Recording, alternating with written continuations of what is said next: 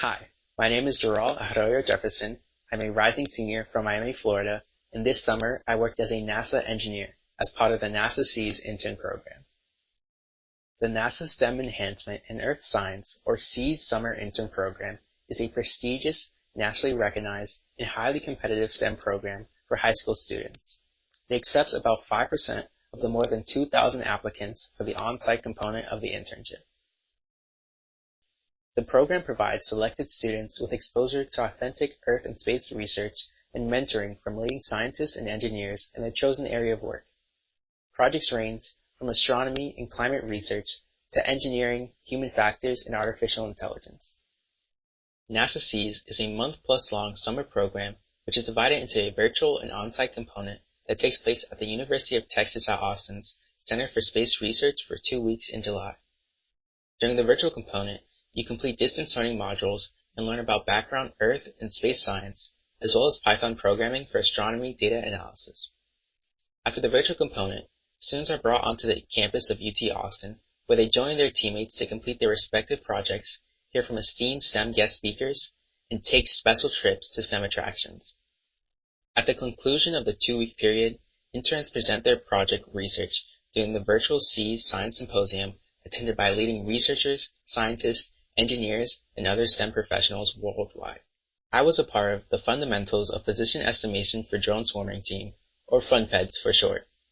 The purpose of the FUNPEDS project was to build and program custom drones, then perform position estimation using advanced techniques like Kalman filtering and sensor fusion, while gaining valuable hands-on experience in implementing advanced analytical methods and constructing complex aerial robotics. Our project is relevant in environments on Earth and in space where GPS signals are spotty or non-existent. Relying solely on GPS for position estimates is problematic because GPS signals can be obstructed or weakened by tall buildings, dense forest, indoor settings, and urban areas with high levels of electromagnetic interference. Additionally, there is no GPS in space, which presents an issue for ambitious missions such as NASA's Dragonfly project, which will send a rotorcraft to Saturn's organic-rich moon, Titan.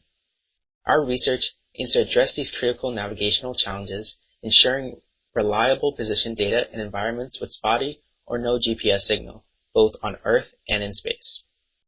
The Kalman filter is a sophisticated recursive algorithm used to estimate the state of a dynamic system from noisy and incomplete data. It operates through a 2-step process. First, predicting future states, and then correcting these predictions with incoming data. This iterative refinement makes it highly effective in applications requiring accurate real-time estimates such as navigation and robotics. In our drone project, the Kalman filter will use data from the drone's inertial measurement unit, or IMU, which includes sensors like accelerometers and gyroscopes, along with GPS data. The filter predicts the drone's next position based on its current speed and direction, and then updates this prediction with new data from the IMU and GPS. By doing so, the Kalman filter provides a more accurate estimate of the drone's position, even when GPS signal is weak or non-existent. My team split into 3 groups, with each constructing a drone using a different radio communication system. I was selected to be the drone pilot for my group, and our drone's hardware consisted of the PX4 Development X500V2 kit, a PickTalk 6X flight controller, and we used the Radio Master communication system. During our test flights, the drone successfully collected the necessary sensor data, which was then downloaded and processed using sensor fusion and the Kalman filter to determine more accurate position estimates.